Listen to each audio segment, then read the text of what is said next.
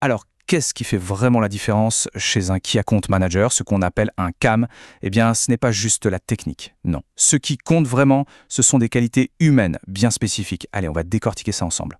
Voilà, c'est exactement ça. Pour gérer des comptes stratégiques, le savoir-faire, c'est la base, mais ça ne suffit absolument pas. Le secret, il est ailleurs. C'est dans le savoir-être, dans la personnalité. Du coup, la question se pose. Instinctivement, comme ça, qu'est-ce qui ferait la différence? C'est une bonne question, non? Eh bien, c'est justement ce qu'on va explorer tout de suite. Notre objectif, il est simple. On va essayer de vraiment comprendre le profil type d'un super CAM, on va décortiquer les traits de caractère qui font toute la performance, les vrais moteurs du succès. Alors, on en arrive au cœur du sujet. 5 qualités. 5 qualités vraiment essentielles qui sont un peu comme des 5 piliers pour construire une relation client en béton. C'est parti, on y va. La première, c'est le réalisme. La vente, c'est du sérieux. Ça veut tout dire, hein. Il y a de vrais enjeux des deux côtés de la table, pour le client et pour le vendeur. Bref, on ne peut pas se permettre d'improviser. Mais attention, être réaliste, ça ne veut pas dire être pessimiste, pas du tout. C'est juste la base, le socle sur lequel on va construire la stratégie, guider l'action. En fait, ça imprègne vraiment toutes les étapes de la vente.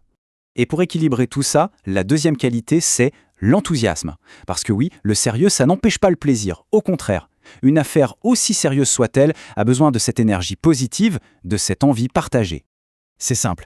Un enthousiasme qui vient du cœur, eh bien, ça se transmet. Ça rend les discussions tout de suite plus fluides, plus agréables. Ça aide à trouver des points d'accord. Et franchement, c'est un booster de confiance incroyable.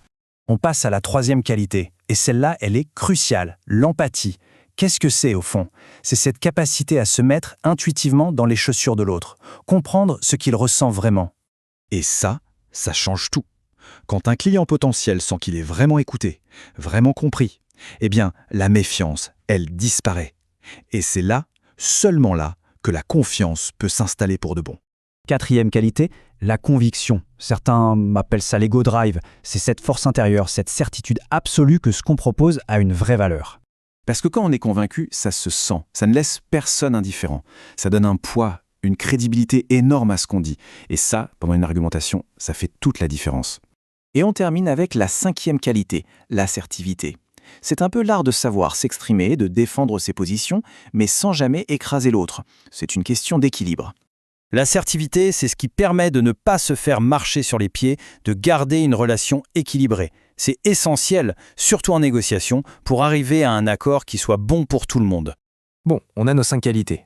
Réalisme, enthousiasme, empathie, conviction, assertivité. Ok, mais la vraie question c'est comment ça marche concrètement sur le terrain? Eh bien, elles ne restent pas dans la théorie, loin de là. En fait, elles sont le moteur de chacune des étapes de la vente. Vraiment, de la toute première prise de contact jusqu'à la signature finale. Et c'est là qu'on arrive au point le plus important.